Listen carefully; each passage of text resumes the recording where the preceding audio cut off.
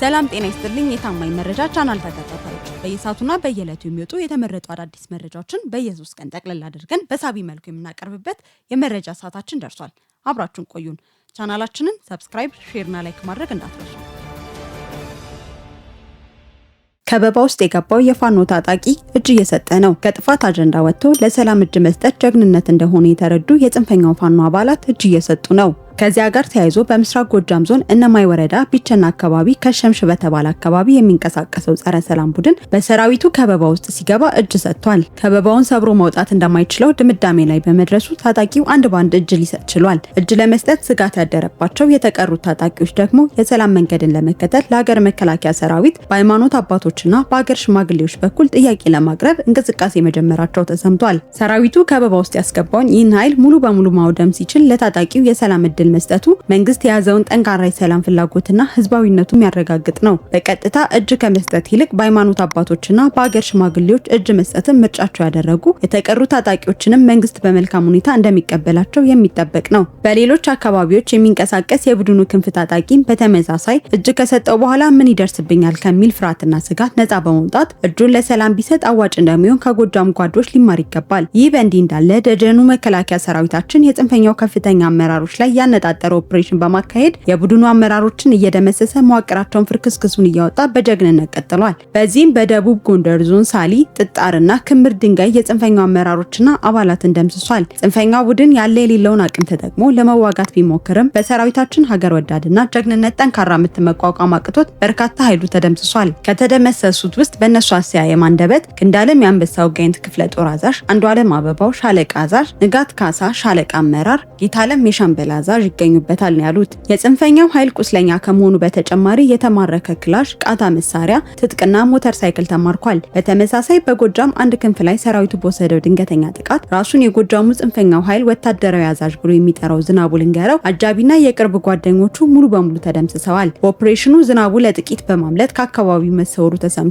የዝናቡ ጠባቂዎች ሞት የሰማው ታጣቂም ፍርሃት ውስጥ መግባቱ ተረጋግጧል። በቀጣይነት በአካባቢው የሚገኙ ሌሎች ከፍተኛ አመራሮችም ሊገደሉ እንደሚችሉ እየተጠበቀ ይገኛል። ማህበረሰቡ ከገጠመው የሰላም እጦት ወጥቶ ወደ ልማት እንዳይመለስ ጽንፈኛው ሌትና ቀን ቢሰራም ሰራዊታችን ደከመን ሰለቸኝ ሳይል 24 ሰዓት ጽንፈኛው ከገባበት ገብቶ በመደምሰስ የማህበረሰቡን የሰላም እንቅስቃሴ ወደ ነበረበት እንዲመለስ እየሰራ ይገኛል። ወደ ቀጣይ ዜና ተሸጋገርን። የቀድሞ የህወሓት ታጣቂዎች ውጊያን እምቢ ብለዋል። ህወሓት ካለፈው እልቂት አንዳች ትምህርት ሳይቀስም በቁም እየማቀቀ ያለን ህዝብ ለሌላ ዙር መስዋዕትነት እያዘጋጀውና ለፖለቲካ ቁማር ሊጠቀምበት እያመቻቸው ይገኛል። በዚህም ከዚህ ቀደም በጦርነት ተሳትፈው የነበሩና መንግስት በዲዲአር ተገቢውን መቋቋሚያ በመስጠት ትጥቃቸውን ፈተው ወደ ሰላማዊ ህይወት እንዲመለሱ ያደረጋቸው ታጣቂ ወጣቶችን ዳግም ወደ ጦርነት እንዲገቡ በህወሓት በኩል ጥሪ እየቀረበላቸው ይገኛል። ሆኖም የቀድሞ የአርሚ አባላት ዳግም አንዋጋም በማለት በቆራጥነት እምቢ በማለት የህወሓትን የጦርነት እቅድ እያከሸፉ ይገኛሉ። ተስፋ የቆረጠው የቡድኑ ስብስብ ግን በጉልበት ታጣቂዎችን ወደ ጦርነት ለመማገድ እየሞከረ ነው። ከሰሞኑ ደግሞ የህወሓት ማዕከላዊ ኮሚቴ የፕሪቶሪያውን የሰላም ስምምነት በግልጽ የጣሰ እንቅስቃሴ ጀምሯል። ከዚህም ጋር ተያይዞ የትግራይ ጊዜያዊ አስተዳደር ፕሬዝዳንት ሌተናል ጀነራል ታደሰ ወረደ ህወሓት የ2012ን የክልል ምክር ቤት መልሶ ለማቋቋም ያሳለፈው ውሳኔ የፕሪቶሪያውን የሰላም ስምምነት ሙሉ በሙሉ ውድቅ የሚያደርግና ጦርነት የሚጠራ ነው ሲሉ በጽኑ ተቃውመውታል። ጀነራሉ የፕሪቶሪያውን ስምምነት መናቅ ክልሉን ወደ ክፉ ቀውስ ሊመራው እንደሚችል አስጠንቅቋል። ጀነራል ታደሰ ወረደ ጊዜያዊ አስተዳደሩ የተጣለበትን ኃላፊነት መወጣቱን እንደሚቀጥል መግለጫ በሰጡበት ማግስት ደግሞ ህወሓት በመቀለ ከተማ በሐውልቲ ሰማዕታት ህዝባዊ መንግስታችንን ለመመከት በሚል መርህ የዞንና የወረዳ ካድሬዎችን ሰብስቦ ድፎ ዳቦ ቆርሷል። ቡድኑ በታጠቁ ኃይሎች ታጅቦ በጊዜያዊ አስተዳደሩ ላይ የሚፈጸሙ ሌላ ዙር መፈንቅለ መንግስትና ማተም በኃይል የመቀማት እርምጃ በይፋ መጀመሩ በስብሰባው አውጇል። እንደ አጠቃላይ አሁን ህወሓት በክልሉ እየፈጠረ የሚገኘው ውጥንቅጥ በሻዕቢያ ቀጥተኛ ትዕዛዝ የሚደረግ እንደሆነ ይታወቃል። ይህም ለዘመናት የትግራይ ህዝብን እንደ ጠላት ፈርጆ የተነሳው የሻዕቢያ መንግስት የዘር ሐረጋቸው ከኤርትራ የሚመዘዘውና በጋብቻም የተሳሰሩትን የጽንፈኛው ስብስብ በመጠቀም ለአንዴና ለመጨረሻ ጊዜ ጦርነቱ እንዲያገረሽ በማድረግ ራሱም ጭምር ህዝቡን ጨፍጭፎ ሊያጠፋና ሊበቀል ያቀደበት መሆኑን ትግራዋዩ ሊረዳ ይገባዋል። ይህ የቡድኑ እንቅስቃሴ በትግራይ የሚገኙ ህጋዊ የፖለቲካ ፓርቲዎች ከፍተኛ ተቃውሟቸውን እየገለጹ ይገኛሉ። ለአብነትም የስምረት ፓርቲ አመራር የሆኑት ፕሮፌሰር ክንዳያ ገብረ ህይወት እነዚህ ጦርነት ናፋቂዎች የኛ ዕጣ ፈንታ እንዲወስኑ እስከተፈቀደላቸው ድረስ ሰላም አይኖርም ሲሉ ሀሳባቸውን ገልጸዋል። እንዲህ ያለው እንቅስቃሴ ሰላም ወዳድ በሆኑ ወገኖች ሁሉ ሊወገዝና በወንጀል ቡድን ተጠያቂ ሊደረግ ይገባል ብለዋል። ጦርነት የሰለቸው የትግራይ ህዝብም ልጆቻችን በሰላም እንዲያድጉ እንፈልጋለን በሚል ጦርነቱንም እንደማይደግፉ ልጆቻቸውንም ለጦርነት አሳልፈው እንደማይሰጡ በመግለጽ ላይ ይገኛል። በተጨማሪ የህወሓትን ሴራና ለቀጠናው አለመረጋጋት ያለው አደገኛ ሚና ዓለም አቀፍ ማህበረሰቡ እየተረዳና እየተቃወመ ይገኛል። ለምሳሌ የጽንፈኛ ህወሓት የቀድሞ አስተዳደር ይመለስ የሚል እንቅስቃሴ ከፕሪቶሪያ ስምምነት ያፈነገጠ መሆኑን አልጀዚራ ዘግቧል። ህወሓት በደረጃ 1 የሽብርተኝነት ወንጀል ከተፈረጀው ከአልሸባብ ጋር አብሮ እንደሚሰራ በራሱ አንደበት ምስክርነት መስጠቱን ተከትሎ ከዚህ በላይ ዓለም አቀፍ ማህበረሰብ ትኩረት ሊሰጠውና እርምጃ ሊወስድበት ይገባል። ይህ በእንዲህ እንዳለ ነፃ መሬት የወረደው ታጣቂ ጽንፈኛው ኃይል ለመገርሰስ ከቡድኑ ራሱን ነጥሎ አዲስ አቋም ከያዘው የጊዜው አስተዳደሩ ፕሬዝዳንት ጀነራል ታደሰ ጋር ህብረት መፍጠሩ ተሰምቷል። በዚህም ህወሓት ከፌዴራል መንግስቱ ጋር ግልጽ ጦርነት ውስጥ ለመግባት ትንኮሳ እየፈጸመ ቢሆንም እዛ ሳይደርስ መፈንቅለ መንግስቱን ለመፈጸም ይፋዊ እንቅስቃሴ በሚፈጽምበት ዕለት በጊዜው አስተዳደሩ አጸፋና ባህራ መሬቱ ኃይል ጥምር እርምጃ ዶግ አመድ እንደሚሆን አያጠራጥርም። በመሆኑም የትግራይ ህዝብ አሁኑኑ ትግራይን ወደ ሌላ ጦርነት እያንደረደረ የሚገኘውን ህወሓትን ለማስወገድ የሰላም ኃይሉን በሙሉ ልቡ መደገፉ ሊያሳይና ለለውጥ መዘጋጀቱን ኃይሉን በመደገፍ ሊያሳይ ይገባዋል።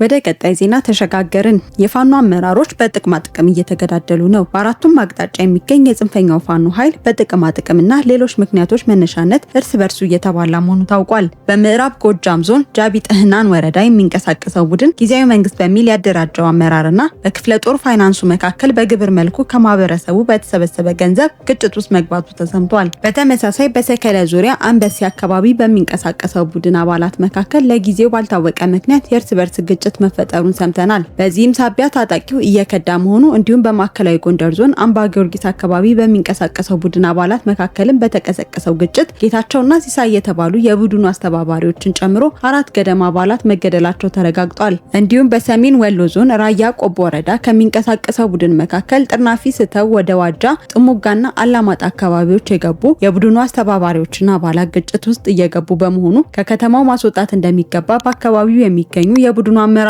ለቡድኑ አስተባባሪዎች እያሳሰቡ ይገኛሉ። እንግዲህ ቡድኑ በሰራዊቱ ከሚወሰድበት እርምጃና እጅ ከሚሰጠው በርካታ ታጣቂ በተጨማሪ በውስጥ ሽኩቻዎች ጭምር መጥፊያው እያፋጠነ ይገኛል። በተጨማሪ በአውደ ውጊያ ላይ ተሳትፎ የማያውቁት አስረስ ማረና ዘመነ ካሴ የዲያስፖራው ዶላር ድጋፍ እንዳይቆም በሚል ብቻ ያሰድል ሲያስተጋቡ መቆየታቸው ታጣቂው ዘንድ የተቃውሞ ምክንያት ሆኗል። በየቦታው ታጣቂው እያለቀ እየታየ እንኳን ታጣቂው ድል በድል እንደሆነና በርካታ መከላከያን እየፈጀ ድንገት የጠላት እጅ ላይ ሲወድቅ እንኳን እጅ ላለመስጠት የራሱን ጥይት እየጠጣ ለትግሉ መስዋዕት እየሆነ መሆኑን የሚገልጽ የጀብዱና ስሜት ቀስቃሽ ልቦለድ ታሪክ በየጊዜው እየተረኩ መገኘታቸው በታጣቂው ዘንድ የተጠና ውጊያ እንዲደረግ በብቃት ምሩና አሳዩን እንጂ ስንት ወንድማችን ቀን በቀን እየረገፈ በአይናችን እያየን እንዲህ አይነት የውሸት ታሪክ እየፈጠራችሁ ሞታችንን አታድበስብሱብን በሚል አመጽ አስነስተዋል። ይህ በእንዲህ እንዳለ ባሳለፍነው ሳምንት በአሜሪካ አትላንታ ለፋኖ ኃይል የገቢ ማሰባሰቢያ በሚል የተዘጋጀው መድረክ በጣት የሚቆጠር ታዳሚ ብቻ በመገኘቱ ሳይካሄድ መበተኑ ታውቋል። የቡድኑ ደጋፊዎች ቡድኑ በከፍተኛ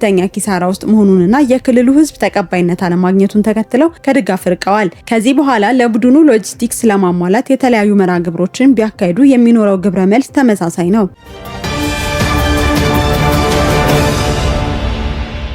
ወደ ቀጣይ ዜና ተሸጋገርን። የኢትዮጵያ የባህር በር ጥያቄ የቅንጦት ሳይሆን የሉዓላዊነት ጉዳይ ነው። ለብዙ ዘመናት የባህር በር ጉዳይን ማንሳት እንደ አፍረት ተደርጎ የሚቆጠርበት ጊዜ ታሪክ ሆኖ አልፏል። ኢትዮጵያ በጂኦግራፊ የታጠረች ወደብ አልባ ሀገር ሆና የምትቆይበት ዘመን ማብቃት አለበት። ለዘመናት በቀይ ባህር ላይ ግርማ ሞገስ የነበራትና የባህር በር ኃይሏም የቀጠናው ዘብ የነበረችው ኢትዮጵያ የባህር በር አልባ መሆኗ ብሔራዊ ቁጭት ሊሆንባት ይገባል። በአሁኑ ወቅት ይህ ቁጭት ወደ አዲስ ብሔራዊ ወኔ በመቀየር ሀገራችን በሰላማዊ መንገድ የባህር በር ባለቤት ለመሆን የምታደርገው ጥረት የህልውናው መሰረት እየሆነ መጥቷል። የወደብ ጉዳይ ዛሬ ላይ ለኢትዮጵያ ከንቱ ምኞት ወይም የፖለቲካ ፍጆታ ሳይሆን በቀላሉ የማይቀለበስ ከ130 ሚሊዮን በላይ ለሚሆነው የሀገራችን ህዝብ የህልውና የኢኮኖሚ ዋስትናና የሉዓላዊነት ጥያቄ ነው። አንጋፋው ፖለቲከኛ አቶ ሌንጮ ለታ ኢትዮጵያ የባህር በር እንድታጣ የተደረገበትን ሂደት ሲያብራሩ የኤርትራ ነጻ ሀገር መሆንን ተከትሎ ድንበር ሲካለል ኢትዮጵያ የባህር በር እንዳይኖራት ታስቦበት የተሰራ ሴራ መሆኑን ያስታውሳሉ።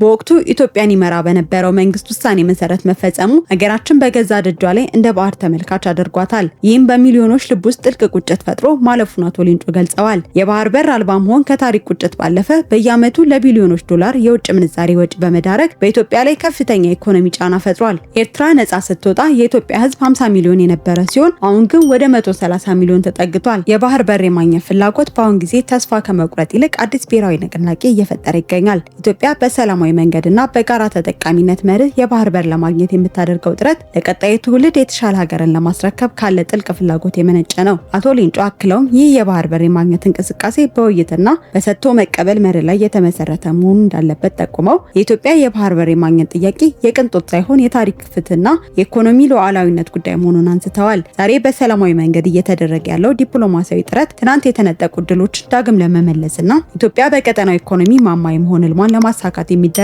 የታሪክ ጉዞ ነው። ይህ የትውልድ ጉዞ በስኬት ከተጠናቀቀ ሀገራችን ያላት ሰፊ የሰው ኃይልና የተፈጥሮ ጸጋ ተጠቅማ በምስራቅ አፍሪካ ያላትን የጂኦፖለቲካዊ ሚና ዳግም ከፍ እንደምታደርግ ጥርጥር የለውም ብለዋል። አሁን ላይ የቀይ ባህር ቀጠና የጂኦፖለቲካዊ ፍጥጫ ብቻ ሳይሆን የሰው ሰራሽ አስተውሎት የበላይነትን ለማረጋገጥ የሚደረግ የዲጂታል ሉዓላዊነት ግንባር ሆኗል። የዓለም የንግድ መስመር ብቻ ከመሆን አልፎ የአህጉራትን መረጃ የሚያገናኙ የባህር ውስጥ ኬብሎችና የዲጂታል ሉዓላዊነት ፍልሚያ ማዕከል በመሆን አዲስ የታሪክ ምዕራፍ እየጻፈ ነው። በመሆኑም የኢትዮጵያ የባህር በር ጥያቄ ከንግድና ከሎጂስቲክስ ባሻገር ለዲጂታል ሉዓላዊነት መረጋገጥም ከፍተኛ ሚና ያለው መሆኑን ያሳያል።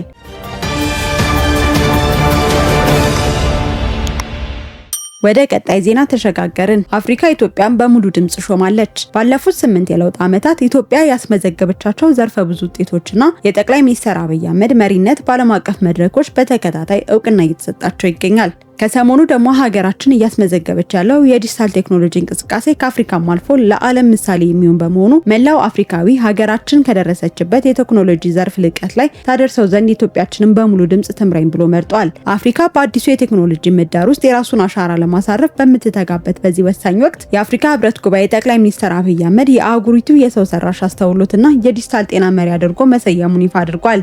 ይህ 55 ሀገራት ያለምንም ማንገራገር በአንድ ድምጽ ለኢትዮጵያ መሪ የሰጡት ሹመት ሀገራችን በዘርፉ እየሰራቻቸው ያሉ ተጨባጭ ለውጦችን ከግምት ያስገባ ነው። በተጨማሪም ከራሷም አልፋ አህጉሩን በቴክኖሎጂ ዘርፍ ሀያል ታደርጋለች በሚል እምነት የተጣለበት መሆኑን ደግሞ ደጋግሞ ይመሰክራል። ሀገራችን የተሰጣትን ኃላፊነት በአግባቡ በመወጣት አህጉሩ በሚገባው ልክ የዲጂታል ዓለሙ ፈርጥ አድርጋ ዳግም ብቃቷን በማስመስከር በአህጉር ደረጃ የተጎናጸፈችውን ድል በዓለም አቀፍ ደረጃም የኤአይ እና የዲጂታል ዘርፉ መሪ ሆና በመመረጥ በእርግጠኝነት በቅርቡ ትደግመዋለች። ሀገራችን ኢትዮጵያ በየዘርፉ እያስመዘገበች የምትገኘው ድል በቴክኖሎጂ ዘርፍም በመድገም አዲስ ታሪክ ትጽፋለች። ጠቅላይ ሚኒስትር አብይ ከሹመቱ በኋላ እንደገለጹት ኢትዮጵያ ያላት ልምድ ለአህጉሩ ለማካፈል እንዲሁም ከቴክኖሎጂው ዓለም ጋር አብሮ ለመራመድ የሚያስችሉ ጠንካራ አጋርነቶች ለመመስረት ዝግጁ መሆኗን አሳውቋል። ራዕይን ወደ ተጨባጭና አካታች ውጤት ለመለወጥ ከአፍሪካ ሲዲሲ እና ከሌሎች አህጉራዊ አጋሮች ጋር በቅርበት እንደሚሰሩ አረጋግጠዋል። እንግዲህ የኢትዮጵያችን አፍሪካ ወደ ቴክኖሎጂ ብልጽግና የምትሻገርበት አዲስ የላቀ ምዕራፍን በይፋ ጀምራለች።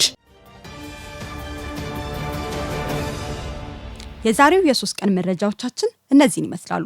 በቀጣይ ወቅታዊ ታማኝ መረጃዎች እንዲደርሷችሁ ቻናላችንን ሰብስክራይብ ማድረግ እንዳትረሱ።